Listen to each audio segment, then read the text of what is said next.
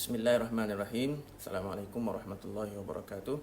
Alhamdulillahirrabbilalamin. Wassalatu wassalamu ala ashrafil anbiya'i wal mursalin wa ala alihi wa sahbihi wa man tabi'ahum bi ihsan ila yaumiddin. Rabbi shrah li sadri wa yassir li amri wahlul 'uqdatam min lisani yafqahu qawli. Subhanaka la ilma lana illa ma 'allamtana innaka antal alimul hakim. Wala hawla wala quwwata illa billahil aliyyil azim. Amma ba'du. Alhamdulillah, bertemu lagi kita dalam kuliah intensif Qawaid Fiqhiyah, dan hari ini adalah siri yang kelima yang akan membincangkan tentang kaedah ad-darar yuzal. Jadi insya-Allah kita akan melihat apakah yang dimaksudkan dengan ad-darar yuzal dan aplikasinya dalam isu-isu semasa. Baik.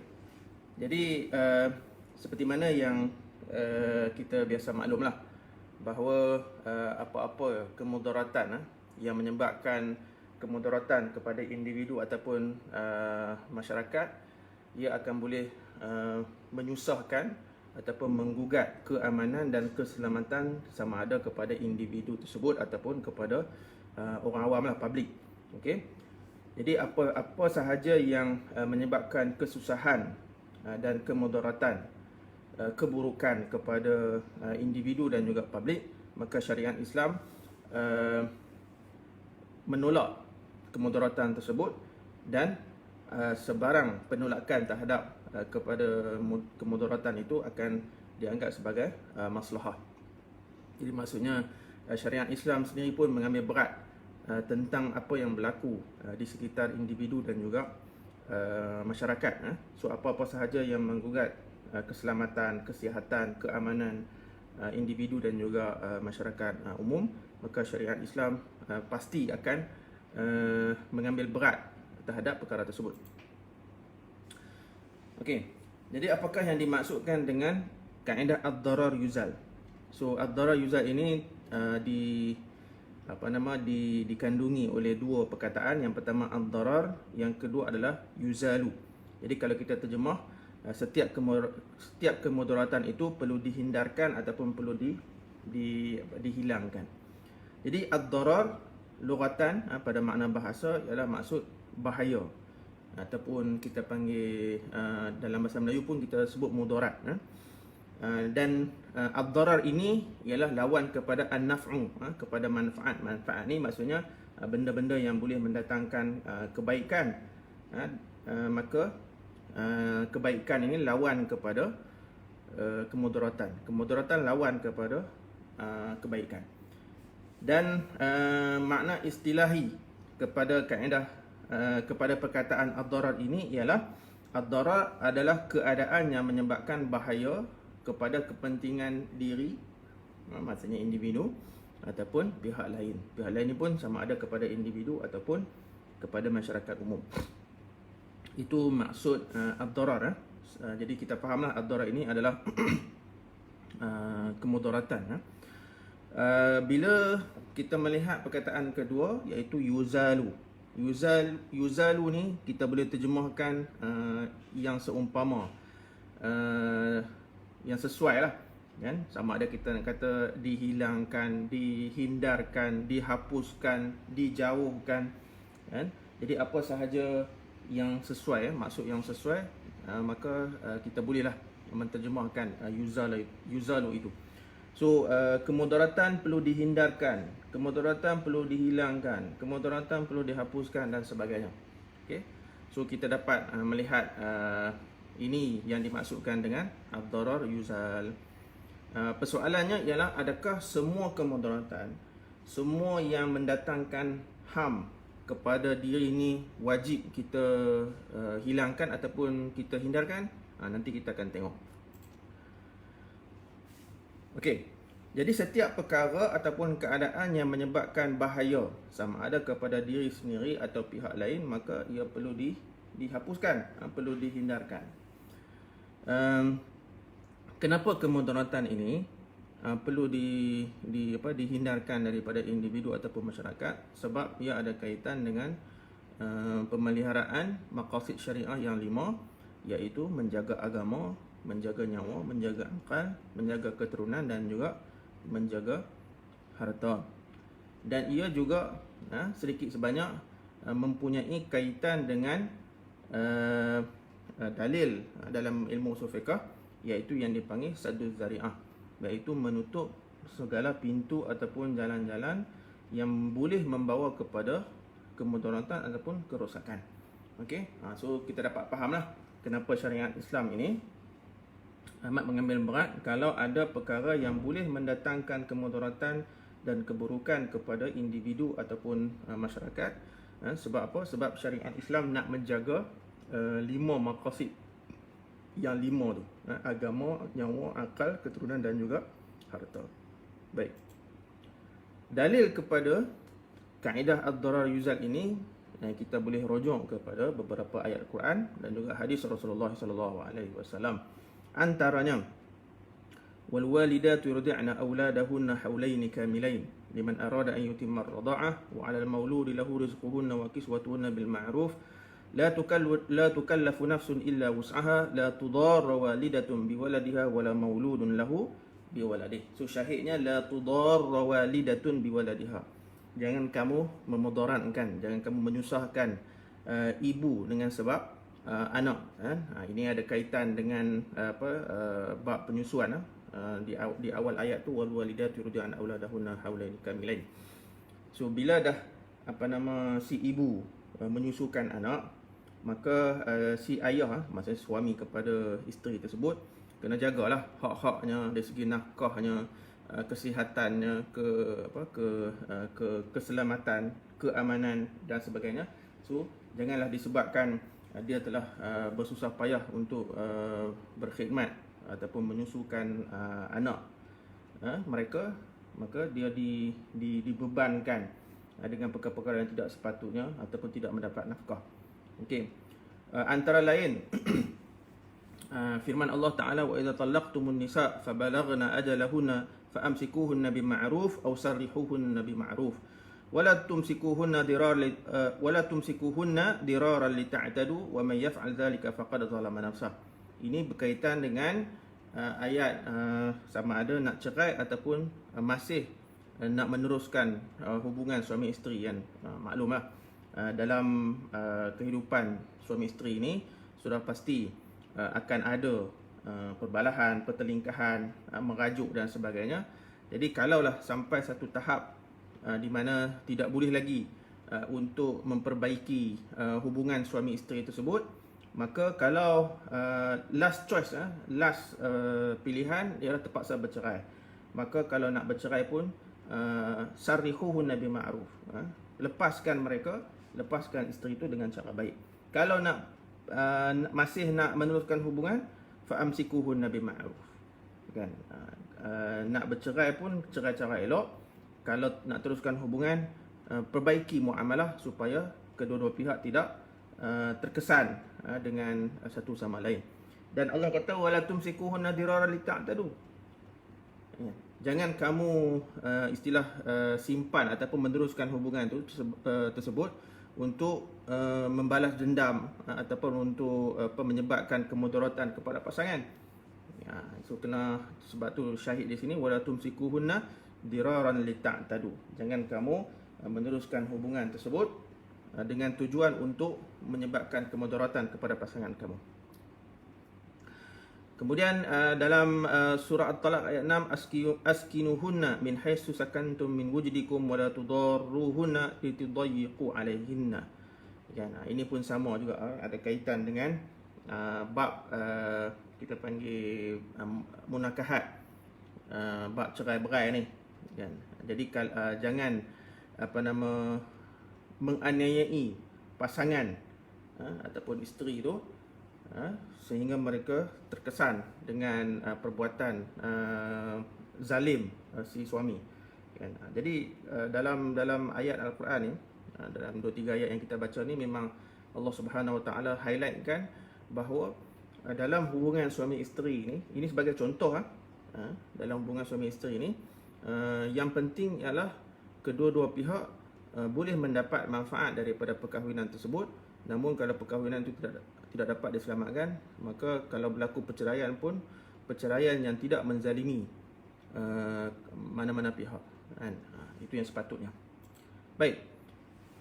Dalam hadis Rasulullah sallallahu alaihi wasallam, la darara wa la dirar. Jangan jangan menyebabkan kemudaratan kepada diri kamu dan juga kepada orang lain. Ini tafsiran ataupun terjemahan yang biasa kita terjemahlah.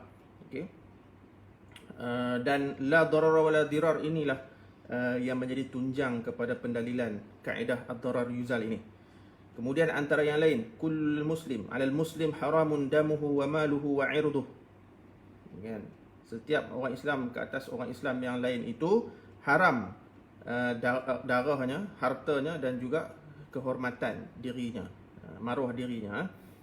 Jadi maksudnya tidak boleh sewenang-wenang kita nak bunuh orang, nak pergi ambil harta orang tanpa izin, nak tuduh orang macam-macam dan sebagainya. Itu semua adalah perbuatan yang boleh menyebabkan kemudaratan kepada diri seseorang.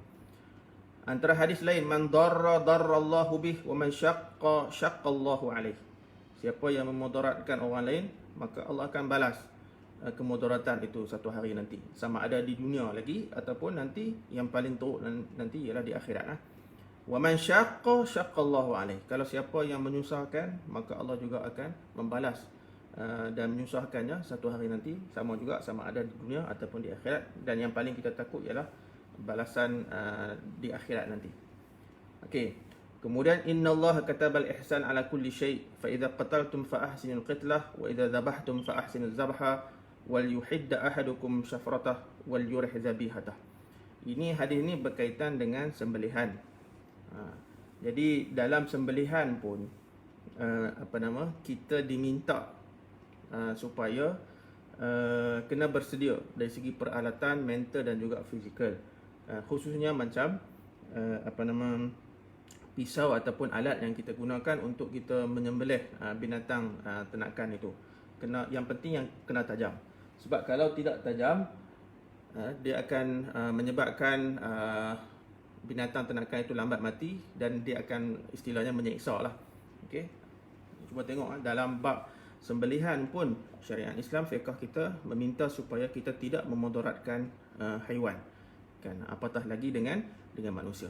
Jadi ini antara dalil daripada ayat Quran dan juga hadis-hadis Rasulullah SAW berkenaan dengan kaedah ad-darar yuzal. Baik.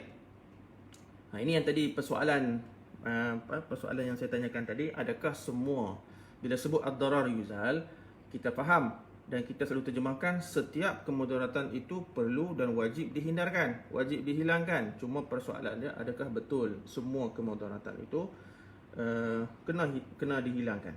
Okey, secara asasnya memang maksud dan tuntutan kaedah ini ialah semua kemudaratan adalah haram dilakukan. Ya, tak boleh kita menyebabkan kecederaan kepada diri kita dan juga kepada orang lain, hukumnya haram. Ya, itu secara prinsip asas. Jadi bila berlaku saja kemudaratan ataupun sebelum berlaku kemudaratan itu, ia mesti dihindarkan ataupun dihilangkan. Namun sekiranya terdapat dalil keharusan melakukan kemudaratan kepada individu ataupun kepada pelaku, ia tidak termasuk dalam kaedah ad-darar yuzal ataupun dalam istilah yang lain ada pengecualian sebenarnya. Dan kita dah faham sebelum ni bahawa setiap kaedah fiqh dia ada pengecualian. Sebab itu dia sifatnya hanya aghlabiyah. Kebanyakan hukum fiqh akan masuk di bawah kaedah-kaedah induk ini. Namun di sana terdapat beberapa pengecualian yang tertentu. Okey, contoh macam hudud jihad. Okay, kalau kita tahulah hukum hudud ni antaranya yang mencuri potong tangan, kalau berzina, kalau dah muhsan rejam sampai mati, yang ghairul muhsan sebat 100 sebatan, apa lagi minum arak sebat juga, dan sebagainya. Orang kata tak nampak slide kita cuba saya pun tak boleh nak dekat tapi tak apalah, kalau tak nampak slide pun tak apa, dengar saja pembentangan saya ni. Okey, jadi bila kita kata hudud, okey, Kita kata contoh macam sebat lah. Okey, sama ada untuk penzina ataupun penzina yang ghair muhsan ataupun yang minum arak. Okey, contohnya lah. Kita kata sebat ni ialah kita mengenakan pukulan, sama ada kita gunakan rotan, tali pinggang, ranting kayu dan sebagainya. Kita mengenakan pukulan tersebut kepada kulit kita. So bila terkena kulit, maka sakitlah kan, sebab kita pukul kita pukul dulu masa kecil-kecil, kita kena sebat dengan mak ayah kita, sakitlah, memang sakitlah. Okey, jadi sakit itu sebenarnya adalah kemudaratan.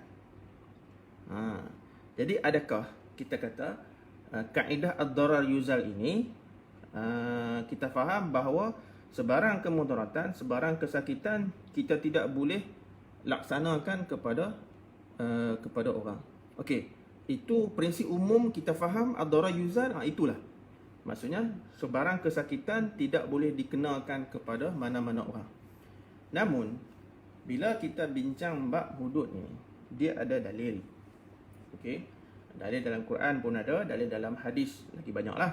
Okey, jadi walaupun pada zahirnya kita kata hudud itu boleh mendatangkan kemudaratan kepada pelaku jenayah, tetapi memandangkan sebab ada dalil yang menyuruh kita melakukan kemudaratan kepada pelaku jenayah. So itu keyword dia, pelaku jenayah. Jadi maka melaksanakan hukuman hudud kepada pesalah-pesalah ataupun pelaku jenayah syariah ini tidak termasuk dalam aplikasi ad-darar yuzal. Jadi maksudnya macam ni, kalau kita nak berhujah, Ustaz kata ad-darar yuzal, ini kenapa pergi sebat orang minum arak kan? Kenapa pergi rejam sampai mati kan? Bukankah kaedah fiqh kata ad-darar yuzal? Okey, jadi kalau siapa yang berhujah begitu, maksudnya penghujahan itu memang tak kena lah, ataupun kita kata salah. Sebab apa? Macam tadi kita kata, memang prinsip umum ad-darar yuzal, semua kemudaratan perlu dihilangkan. Kita kena elakkan daripada manusia. Hudud akan menyebabkan kemudaratan. Orang pencuri, bila sabit kesalahan dia kena potong tangan. Orang yang berzina kena sebat, kalau yang ghair muhsan. Jadi ini semua kemudaratan. Jadi kemudaratan kena hilangkan, tak boleh laksanakan. Jadi penghujahan itu ditolak. Sebab apa? Sebab ada dalil lain yang menyuruh kita melaksanakan hukuman hudud ini walaupun ia mendatangkan kemudaratan kepada pelaku jenayah. Itu kita kena fahamlah. Jadi kaedah ad-darar yuzal ini maksudnya selagi mana ataupun dalam perkara yang ada dalil Allah suruh laksanakan walaupun ia terdapat kemudaratan, tetapi kemudaratan tu bukan pergi potong tangan orang ikut suka, dah kan, hanya kepada pelaku jenayah kan. Ni yang kadang-kadang timbul syubuhat ataupun tuduhan-tuduhan liar dan juga tuduhan-tuduhan nakal kepada syariat Islam. Kalau laksana hukum hudud ni semua orang kena potong tangan kan. Siapa ajar begitu kan? Hanya kepada pelaku jenayah. Jadi macam kita undang-undang sivil pun, kalau kita tak lakukan jenayah, kita nak takut apa kan? Undang-undang hanya dilaksanakan kepada orang yang melakukan kesalahan. Jadi setimpallah bila dia dah melakukan kesalahan, sebenarnya kesalahan ataupun jenayah itu adalah kemudaratan kepada publik. Untuk menjaga keamanan publik ini, maka akan dilaksanalah hukuman. Okey ya, so boleh faham. Baik. Kaedah ad-darar yuzal ini juga ada beberapa cabang kaedah ataupun furu', ataupun kita panggil anak-anak kaedah dia. Sama macam kaedah-kaedah yang lain. Antaranya ni beberapa lah. Yang famous yang ketiga lah, yang selalu kita guna kan. Idza ta'aradat mafsadatan ru'ya a'zamuhuma dararan, tertinggal alif tu. Birtika bi akhaffihima kan. Kemudian darul mafasid aula min jalbil masalih kan. Ad-darar la yuzalu bimaslihi dan sebagainya. Okey, ini semua kaedah-kaedah furu' yang terdapat di bawah kaedah ad-darar yuzal. So kita lihat apakah aplikasi kepada kepada ad-darar yuzal ini. Okey. Antaranya ialah bab khiyar dalam jual beli. Okey. Jadi khiyar ni ialah kita panggil konsep waranti lah. Okey. Kalau kita beli barang dalam masa-masa sekian, kalau kita ada jumpa, contoh kita beli beg lah kan, nampak dekat kedai tu elok, kita pun dah buka tengok apa semua tu kan, elok, tapi balik-balik rupanya baru tersedar ada kerosakan. Jadi kita pun dalam dalam fiqh pun ada konsep khiyar ni banyak, khiyar majlis, khiyar syarat, khiyar aib dan sebagainya. Jadi konsep khiyar ini memberi pilihan supaya pembeli khususnya tidak terkesan dengan kemudaratan apabila dia membeli sesuatu produk ataupun sesuatu barang. Jadi kaedah ini boleh digunakan lah, ad-darar yuzal. Sebab apa? Sebab nak menjaga hak kepada pembeli. Sebab itulah penjual bila dia nak jual barang, okey, kalau dia penjual yang amanah, memang dia akan sebutlah okey, barang ni elok ataupun barang ni ada sedikit kecacatan. Ini saya bagi tahu awal. Kalau nak beli silakan, kalau tak mau beli tak apalah, saya redha lah barang ni tidak dijual kan. Jadi nak jumpa penjual yang jujur sebegitu memang kita panggil ada, bukan tak ada tapi mungkin susah lah. Yang penting ialah Islam nak menjaga kepentingan kedua-dua pihak, penjual dan juga kepada pembeli, khususnya pembeli lah. Sebab kita nak beli barang yang elok. Okey. Jadi khiyar ini termasuk dalam nak menolak kemudaratan daripada orang yang berjual beli tersebut. Okey. Kemudian al-hajru 'ala safih. Ini sekatan kepada orang yang safih. Safih ini kita kata setengah orang terjemah bodoh kan. Ataupun orang yang tidak pandai menguruskan harta ataupun orang yang boros. Okey. Al-hajru 'ala safih ini ialah sekatan pengurusan harta dia. Contoh dia macam ni, orang ni dah balik, dah besar panjang dah pun, tetapi kita panggil dia ni terlalu boros menggunakan harta dia sendiri.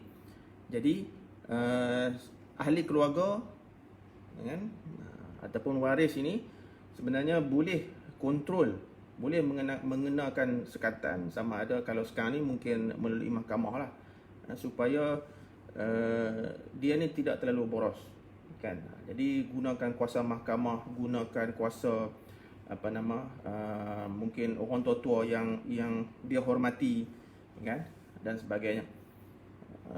Jadi al-hajru 'ala safi ni sebenarnya untuk menjaga kepentingan ataupun sedang cerita untuk menolak sebarang kerugian jangka panjang kepada empunya harta tersebut dan sebagainya. Saya ada cerita kan tentang al-hajru 'ala safi, dan memang saya selalu kalau sentuh bab al-hajru 'ala safi ni memang saya akan bawa cerita ni. Dalam keluarga saya kan, kira sepupu lah, dua pupu lebih kurang itulah. Ada si adik ni kan, yang 2-3 pupu saya ni, dia kerja tukang kebun sekolah je.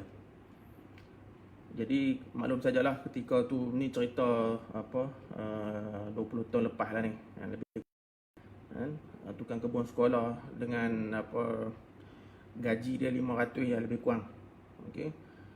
Jadi dia sebenarnya bukan dia yang safih, tetapi abang lah. Sebab abang dia ni, yang orang panggil istilah kampung, samseng kampung lah, dekat kampung saya tu. Jadi dia selalu duk pau duit adik yang kerja tukang kebun ni. Dia tak kerja, maklum saja, samseng kampung. Okey, jadi bila dapat gaji dia duk pau adik dia kan. Jadi adik dia ni mai jumpa ayah saya kan. Dia kata, "Pak Ngah, macam mana nak buat ni, abang dia duk kacau kan." Ayah saya polis, jadi memang garang lah kan. Jadi ayah saya kata, "Tak apa lah ni macam ni, hang bagi kad bank hang kat aku." Ayah saya kata, "Biar aku jaga kan. Jadi kalau hang nak duit, hang nak beli makanan ke, hang nak guna untuk beli apa, hang mai jumpa Pak Ngah bagi kan." Jadi yang si adik ni pun bagi, dan setiap kali dia perlukan duit, dia akan main rumah saya untuk minta duit dekat ayah saya. Jadi alhamdulillah bila ayah saya kontrol pegang dia punya kad ATM tu, si abang dia tu walaupun samseng kampung, tapi dengan ayah saya dia tak berani kan. Jadi terselamatlah kita panggil si adik ni daripada gangguan abang dia sendiri. Jadi nak cerita bagi ialah Al-Hajru ala Safih ni, kita kita kata apa, kontrol, membeku aset, mengontrol ataupun mengawal pengurusan harta dan sebagainya kan. Yang tadi cerita yang saya bagi tahu ni bukan si adik tu yang safih, tapi yang safih tu ialah si abang kan. Cuma ayah saya ni membantu menjaga, mengontrol dan mengawal pengurusan harta si adik daripada diganggu oleh orang lain. So kalaulah begitu rupanya kan, jadi makna kata orang yang betul-betul boros harta dia tu memang dalam konsep dalam perbincangan fiqh pun memang ada sebut al-hajru ala safih.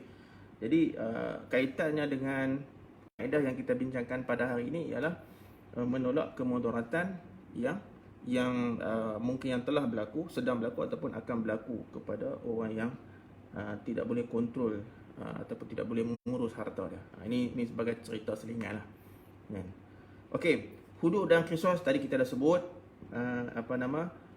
Dia memberi mudarat kepada pelaku jenayah, tetapi sebenarnya dia menolak kemudaratan yang lebih makro, iaitu menjaga keamanan dan keselamatan masyarakat awam. Okey, sebab orang yang kena pecah rumah, kena rompak ni, dia menimbulkan trauma. Dan bila jiran-jiran dengar jiran sebelah dia kena pecah rumah, kena rompak, mereka pun hidup dalam ketakutan. Okey, jadi ad-darar yuzal. So untuk menjaga kepentingan awam, maka pelaksanaan hukum hudud, merompak, mencuri dan sebagainya itu akan dilaksanakan, dan dia akan memberi kemudaratan kepada pelaku jenayah, tetapi pada masa yang sama dia akan ad-darar akan yuzal daripada masyarakat. Itu. Talak dan fasah nikah sama juga. Perkahwinan perkahwinan sudah pasti akan ada ujian.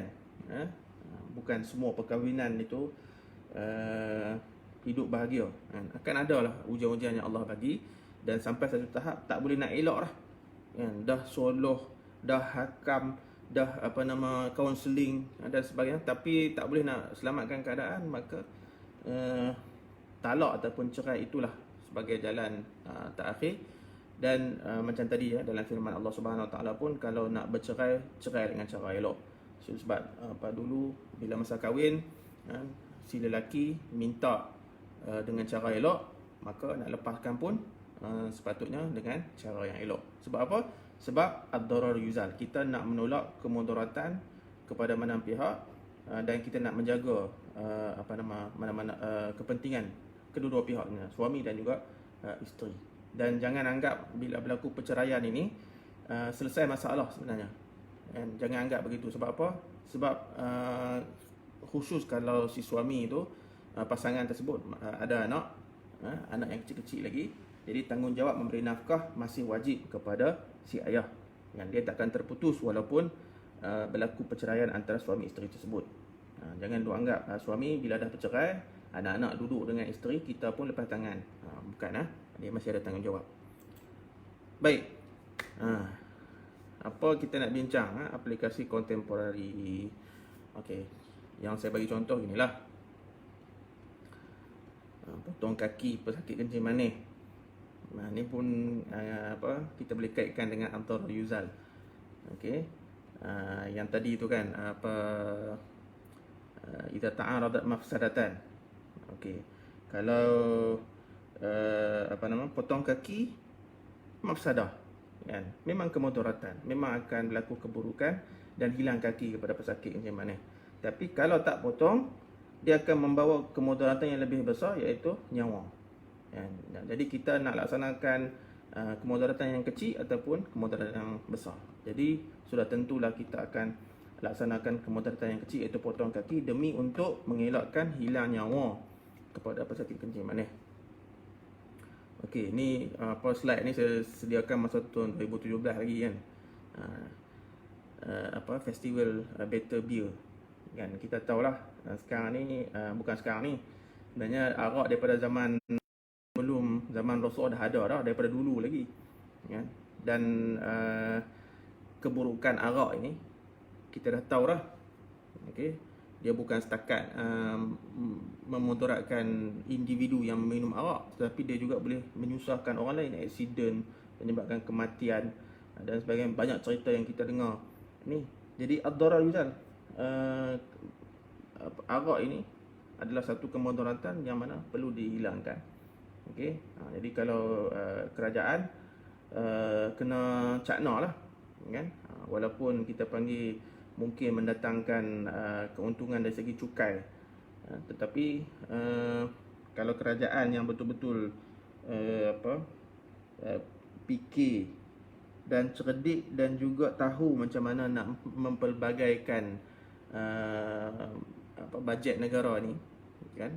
So jangan hanya fokus kepada cukai-cukai yang seperti arak ni, sebab arak ni dia tidak ada manfaat pun kan, banyak mudarat.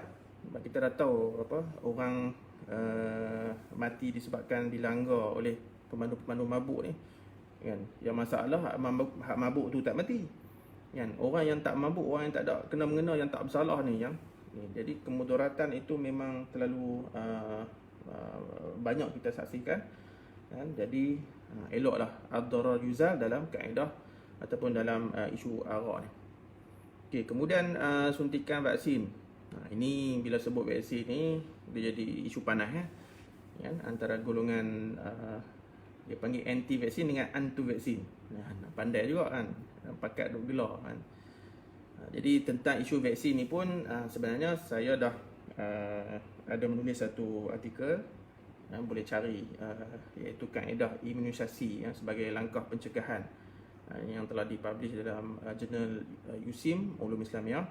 Dan juga saya ni adalah panel tetap kepada seminar kesihatan, seminar pendidikan kesihatan anjuran Kementerian Kesihatan Malaysia dan juga JAKIM, di mana kedua-dua agensi kerajaan ini bekerjasama menganjurkan seminar pendidikan kesihatan, dan mereka memilih 3 isu utama, iaitu isu pengguguran, isu rokok dan juga isu vaksin. Dan di mana setiap tajuk ni, tiga-tiga tajuk ni akan digukan, akan akan dijemput 2 orang pakar, seorang pakar daripada kesihatan perubatan, doktor-doktor lah, dan juga satu lagi kita panggil pakar syariah, orang fiqh kan. Jadi kedua-dua ini selalunya seminar ni akan dibuat setengah hari ataupun kadang-kadang sehari ada juga kan, iaitu membincangkan tiga topik ini, memberi pendidikan kesihatan kepada orang awam kan, dan juga pernah masuk ke IPT kan, dan saya terlibat ni dalam 2-3 tahun lepas jugalah kan. Jadi kita menjelajah ke satu Malaysia, menerangkan tentang isu vaksin, malah di peringkat keputusan muzakarah Jawatankuasa Majlis Hal Ehwal Islam Kebangsaan pun telah memutuskan bahawa vaksin-vaksin yang ada di Malaysia ini adalah yang diharuskan sahaja. Jadi dari segi itu jangan bimbanglah. Jadi saya tak nak sentuh secara detail tentang vaksin, hukum dan sebagainya. Cuma berkaitan dengan imunisasi ataupun vaksinisasi ini, ia bertujuan untuk menolak kemudaratan yang lebih besar, iaitu yang dipanggil herd immunity itu kan. Jadi dari segi kaedah Islam pun, kaedah fiqh pun, sebagai langkah pencegahan, ia adalah diiktiraf, vaksin ini diiktiraf dari segi keharusannya, so tidak ada masalah. Kemudian LGBT, okey, membawa kepada kemudaratan dalam bentuk yang makro kan, sebab kalau LGBT ni khususnya G dengan T lah, G dengan kita panggil tu B pun sama juga, BGT kan, yang mereka ni kebiasaan akan terlibat dengan liwat kan? Iaitu hubungan seks melalui dubur, kan? Hukumnya adalah haram. Kemudian L akan melibatkan musahaqah, iaitu kita panggil lesbian, juga diharamkan. Kedua-duanya ada dalil daripada khususnya dalam hadis lah, kan? Dan ini menyebabkan kemudaratan ini adalah disebabkan dosa yang mereka melakukan, perbuatan mungkar ini, di mana kedua perbuatan sama ada musahaqah ataupun liwat ini adalah diharamkan dalam Islam. Dan apa yang diharamkan oleh Islam itu sebenarnya adalah kemudaratan, dan menolaknya adalah dianggap sebagai satu maslahah, dan kita kena patuh. Okey.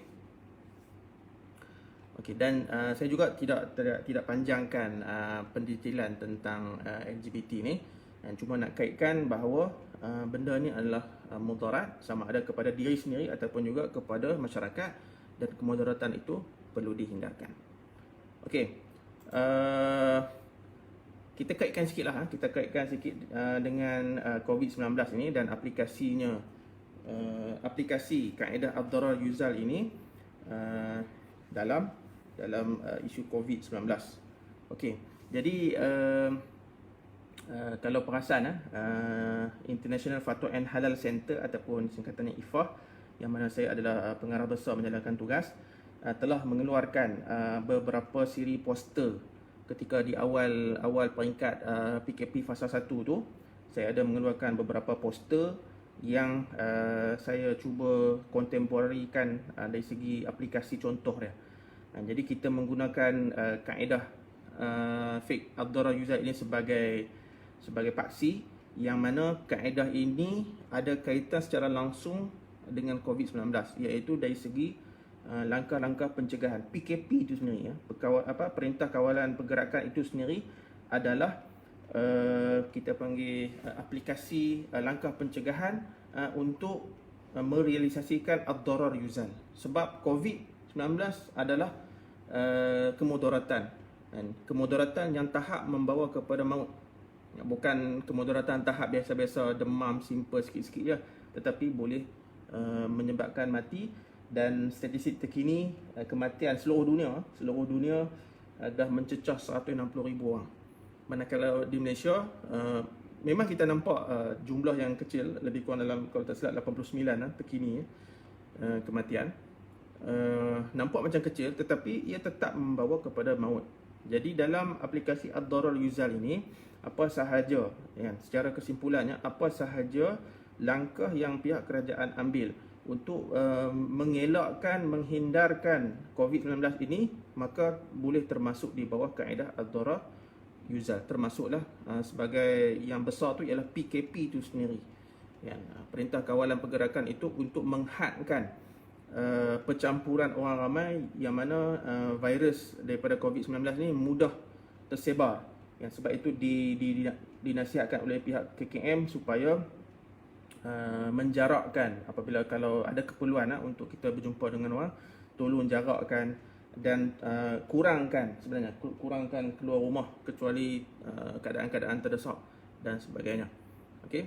Jadi itu secara ringkaslah untuk kita faham tentang kaedah ad-darar yuzal ini. InsyaAllah setakat itu saja dulu pada kali ini. InsyaAllah kita akan tapi saya nak highlightkan semula, kalau anda ingin melihat apakah poster-poster kaedah fiqh yang saya hasilkan itu, boleh rujuk kepada page IFAH, iaitu International Fatwa and Halal Center, IFAH USIM. So tuan-tuan dan puan-puan boleh boleh melihat semula kepada poster-poster tersebut di page Facebook IFAH. Okey. Jadi apa yang baik itu datang daripada Allah Subhanahu Wa Taala, apa yang kurang itu datang daripada diri saya. Aku qouli hadza wa astaghfirullahalazim li wa lakum. Wassalamualaikum warahmatullahi wabarakatuh.